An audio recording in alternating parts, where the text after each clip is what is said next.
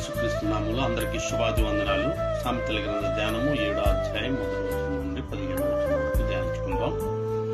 నా కుమారుడా, నా మాటలను మనస్సున ఉంచుకొనుము, నా ఆజ్ఞలను నీ యొద్ద దాచిపెట్టుకొనుము.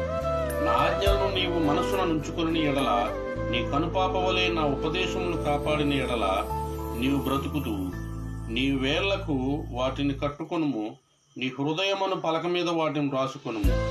జ్ఞానముతో నీవు నాకు అక్కవనియు, తెలివితో నీవు నాకు చిలికత్తవనియు చెప్పుము.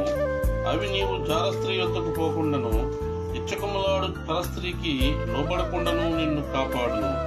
నా ఇంటి కిటికీలో నుండి, నా ఇల్లిక కిటికీలో నుండి నేను పారచూడగా, జ్ఞానము లేని వారి మధ్యను, యవనుల మధ్యను బుద్ధి లేని పడుచువాడకుడు నాకు కనబడెను.